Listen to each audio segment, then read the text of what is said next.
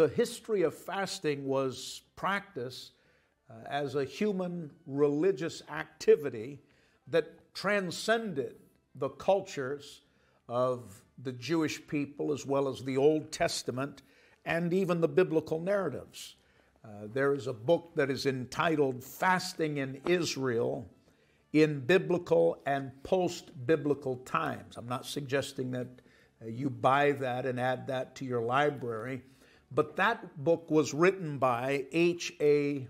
Brongers, and in that book on fasting in Israel in biblical and post-biblical times, he wrote this, quote, "As a matter of fact, fasting is by no means an Israelite monopoly.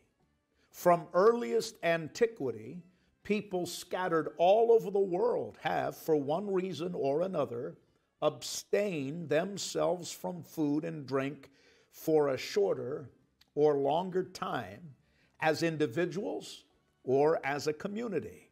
Instances collected from many books on ethnology and history of religion are abundant. They all demonstrate such a variety of forms and practices that it is almost impossible to classify them." End of quote. That was out of his book and well stated. And so it's difficult, if not academically impossible, to identify a specific origin for the practice of fasting because of the multiplicity of fasting practices observed by both religious people and secular people in multiple cultures. Even today, there is much written and much published and much said on television and various forms of media on fasting and intermittent fasting and the science of fasting and the health benefits connected to fasting, intermittent fasting, and so on, that have little to nothing to do with biblical fasting. And so when it comes to the origins of where did fasting come from, what are the origins of fasting, the only thing that I want you to remember out of this is that fasting transcended the Old Testament Hebraic culture and transcended the New Testament Christian culture. Fasting in its origins can be found historically in multiple parts of the world, multiple cultures, dating back long, long ago. Question number 2, why do people fast? That was a very simple but important question that was sent in to me by a new believer who had found Christ through our ministry. They were just beginning to read the Bible and had some questions on fasting. And I thought, you know what, that in its primacy is probably as fundamental as it gets if we're going to do a study on what is biblical fasting and cover kind of fasting 101, that definitely needs to be there. So question number 2, why do people fast? Now the question that came in, and by the way, from this point forward, I'm going to contain my remarks and focus upon the biblical narrative. The only thing that I wanted you to know outside of the biblical narrative is that fasting transcends Christian culture, Hebraic culture, Old Testament culture. There are cultures throughout history that practiced fasting that had no connection to Judaism, that had no connection to Christianity. But again, our subject is what is biblical fasting, and so these last 3 questions, we're going to stay in that lane. In the Old Testament, the practice of fasting and prayer oftentimes began with a natural loss of appetite because of times of great distress and war. Back in those early days when kings and armies would take over a city, they oftentimes would surround a fortified city, and they'd cut off the water source into the city. They'd cut off the food supply chain into the city. And so many people knew that they were about to be slaughtered or taken over or bought and sold in slavery and worse. And so many times fasting was a result not only of great distress, it was mandatory. when the food and the water ran out, they had nothing else to do, if they were Jews, but to fast and to pray. In 1 Samuel chapter 1 and 7, we see an example of fasting as a result of distress in Hannah. In 1 Samuel 1 and 7, the Bible says Hannah was so upset because she was unable to have a child that she wept and did not eat. In 2 Samuel chapter 3 and verse 5, the Bible said David refused to eat after the unnecessary death of his son Abner. In 1 Kings 21 and 4, King Ahab refused to eat because he was unable to secure Naboth's vineyard. And I'm not going to take you through every passage in the Bible, but I just wanted to back up that sometimes the history from a Hebraic understanding, an Old Testament understanding, was not just out of Christian discipline or spiritual discipline. It was connected many times to anxiety and great stress, and sometimes in war was mandatory. Many scriptures in the Bible describe fasting as the affliction of the soul. And one of the things that I would want to point out early in this study is that fasting is not pleasant. It's not something enjoyable. It is something that, quite frankly, is the crucifixion of your flesh, or as the Bible referred to it as the affliction of the soul. But if we were going to do a study on why do people fast, why did people fast, and we were going to start in the Bible and look at the Old Testament, we find 5 main reasons in the Old Testament as to why people fasted. And these 5 main reasons in the Old Testament are oftentimes similar reasons as to why people fast and pray currently. And if you want to write them down, in the Old Testament, the 5 reasons that we find for fasting and prayer, number 1 was fasting was a sign of grief or mourning. And I've already given you several examples of that. Fasting was a sign of grief and mourning. Number 2, fasting was a sign of repentance, where people were seeking for the forgiveness of their sins. Number 3, fasting in the Old Testament was supplemented to prayer. Number 4, fasting was practiced in the Old Testament on an occasion as an experience to increase the presence of God. And number 5, fasting in the Bible was an act of ceremonial public worship on occasions. And so for the sake of study and for the sake of your notes, and again in this series, we're going to come back to many of the things that I'm covering quickly in this Fasting 101, what is a biblical fast? Question number 3, what is fasting and prayer? Let me give you the simplest definition of fasting. If you're writing this down, quote, fasting means to voluntarily abstain from food for spiritual reasons, end quote. Fasting is to voluntarily abstain from food for spiritual reasons.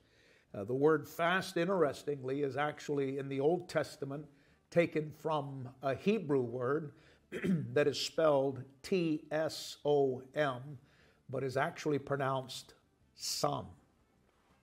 And from the Hebrew root, fasting means to cover your mouth. So the Hebrew word, T-S-O-M, som, means to cover your mouth. In the New Testament, taken from the Greek, nestia, which means to voluntarily abstain from food or voluntarily denying self. But whether we take it from the Hebrew root or we take it from the Greek root in the New Testament, it comes to the same conclusion. Fasting is not eating. Now, I want to pause long enough, and I'm going to come back to this in one of the upcoming teachings, and so you'll pause with me here to understand this is not meant to be exhaustive, but I will just interject it here. There are many fasts that are taught and many fasts that are observed in the modern church that are not biblical fasts. Again, I'm not going to be judgmental. I'm not trying to be the theology police, and I'm certainly not going to heap guilt upon anyone, but I am just going to tell you that's why I'm teaching on what is a biblical fast. To give you an example, true story, I heard of a pastor who will remain nameless, and he was boasting about, and maybe boasting might be unkind, but he was sharing his experience about fasting and that he had refused to eat and had done an extended fast. And his wife, whether she meant to tell on him or not, I don't know. But she said, going to Dairy Queen and having large chocolate malts is not really abstaining from food. And I had to kind of chuckle. But if you go on a 7-day fast or a 3-day fast and you gain 8 pounds, you're probably not doing a biblical fast. And there are many things that are taught in the church. Another example would be people say, well, maybe you can't fast and abstain from eating, but why don't you abstain from watching social media? Or why don't you abstain from watching Netflix? Or why don't you abstain from your favorite dessert? Or why don't you abstain from A, B, C, and it goes on? That's not a biblical fast. And again, I'm not judging anybody, but you don't get to make up your own definition for what a biblical fast is. So let me make this as clear as I know how to make it. Biblical fasting is not eating. From the Hebrew, psalm, to cover your mouth. From the Greek, nestia, which means to voluntarily abstain from food. And quite popular, and I'm going to cover this in a later series, and so I'm not going to go deep here as well, but even many of what people call the Daniel fast, where people only eat certain foods or vegetables or so on, that really is not a biblical fast. It is correct in biblically referring to it as a way that Daniel abstained from the king's meat, but it was not a true biblical fast. And so again, I'm not trying to heap guilt upon people in churches and pastors that observe the Daniel fast. I'm just telling you, it is not by my definition, it is not a biblical fast until you abstain from eating. One last question and we close. How do I fast and pray? Well, there are actually 3 kinds of fasts in the Bible, and I'm going to go over them with you because you may not be able, as a believer, you may not be able to observe what I would call the total biblical fast. Now, as we've already established, the total biblical fast is to abstain from eating. And so, to give you a pure example, if you are going to fast for a day, and let's just say for sake of quantifying it, a 24-hour period, that would mean that for 24 hours, you would not eat anything, but you would drink lots of water. And I'm going to come to this in a later series on some of the medical things concerning fasting and prayer, because in one of our series, I'm going to teach you 8 benefits of fasting and prayer. And these are backed medically and scientifically. And just as a note, we'll come back to that in this series, 8 proven benefits of fasting and prayer. And because I'm going to be dealing with that in detail in that study, I'm not going to go down that road today. But I do want you to know that you fast, you need to drink lots of water. Now, there are some who would teach that an absolute fast is no water, no food for 24 hours.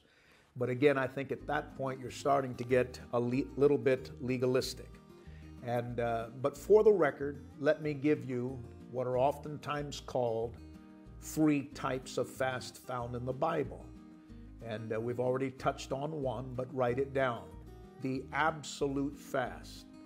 And the absolute fast is no food and no water. And obviously that cannot be sustained for long periods of time. Historically, we know that some of the Jewish culture, some of the Christian culture, and it is sometimes called a Jewish fast, where they wouldn't eat or drink from sunup till sundown, or about half a day, or for all of my friends in Alaska, for a handful of hours, or not at all, depending on which side of dark winter you're on in various parts of the world. But the Jewish fast, if you ever hear that term, often refers to what is called an absolute fast, where people would not eat or drink from sunup till sundown. Now, I oftentimes encourage people who have never fasted, if you want to begin practicing fasting, and it's difficult. It is truly an affliction of the soul, a crucifixion of the flesh. Maybe a good fast for you to begin with would be not eating from sunup till sundown, if you are able. I would not in any way feel like you've disqualified that fast because you drink water during that period of time. It's probably better to do that as a part of not eating and detoxing and so on. I think that probably is a better model, but I'm just telling you, if you ever hear somebody refer to an absolute fast, yes, that was found in the Bible, and it was no food, no water. The second of the 3 would be what I would call a normal fast. And the normal fast would be no food, but plenty of water, and which is the type of fasting that I have done most frequently through the years, would be, as I'm defining for you, a normal fast. I didn't eat anything, but I drank water, and plenty of it, as much as a gallon a day. And of course, your water intake has a whole lot to do with your size and your weight and so on. And obviously people who live in desert climates would take in more water than people who live in a climate that is cool, and you're not moving, and you're in a house and air conditioning and so on. And so there are many variables on that. But the fast that I most often did was a normal fast, which would be I didn't eat anything, but I drank lots of water. And throughout the day, I keep a water bottle with me and hydrate as frequently as possible.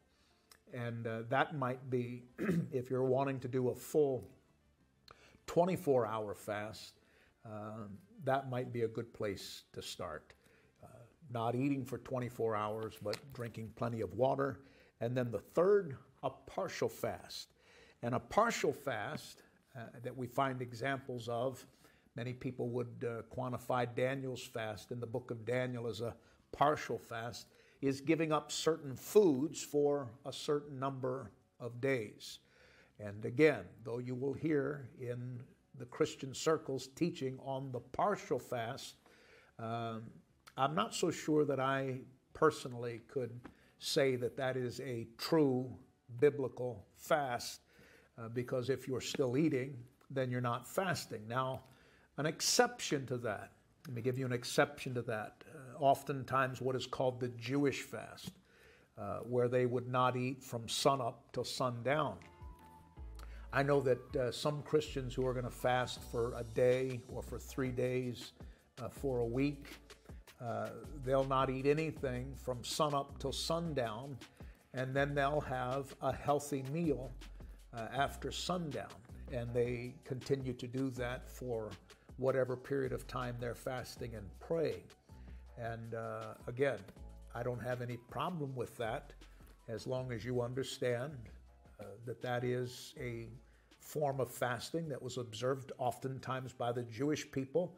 I believe it's a fast that God honors. And but again, for whatever period of time from sunup till sundown, the mouth is covered and you're not eating. I gave you the example in the book of Daniel and his 3 friends who refused to eat the rich foods and the wine from the king's table and ate vegetables for 10 days.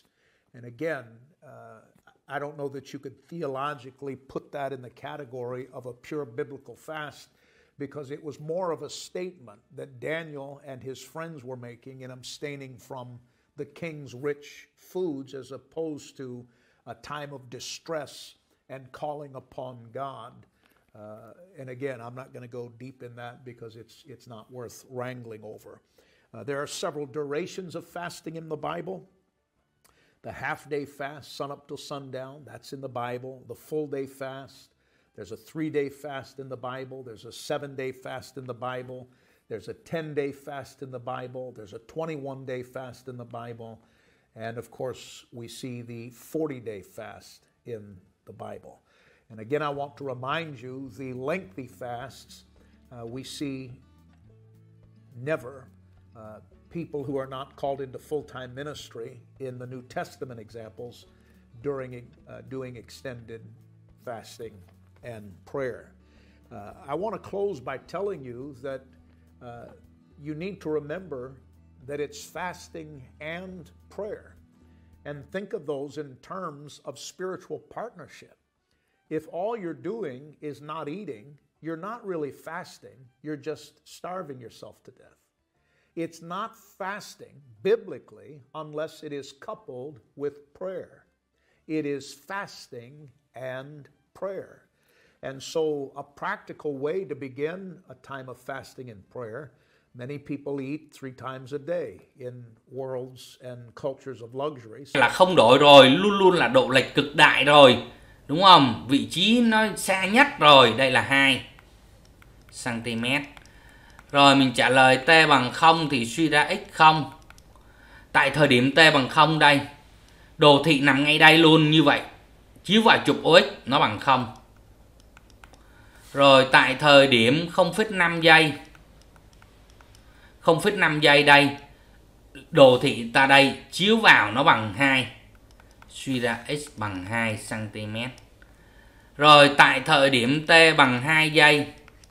2 giây nằm đây. Đây là 1,5, đây là 2. Đồ thị nằm ngay đây, như vậy nó suy ra x của chúng ta nằm ngay đây, chiếu vào trục x bằng 0. Tại thời điểm t bằng 2,5 giây. 2,5 đây. Đồ thị nó nằm ngay vị trí này, đúng không ạ? Chiếu vào nó bằng 2. X bằng 2 cm. Được chưa? Đó là xong cái nội dung của cái câu số 6 của chúng ta. Được chưa? Thì các bạn coi nếu có gì các bạn thắc mắc, các bạn không hiểu á, thì các bạn cứ để lại bình luận, thầy sẽ giải thích cho các bạn sớm nhất.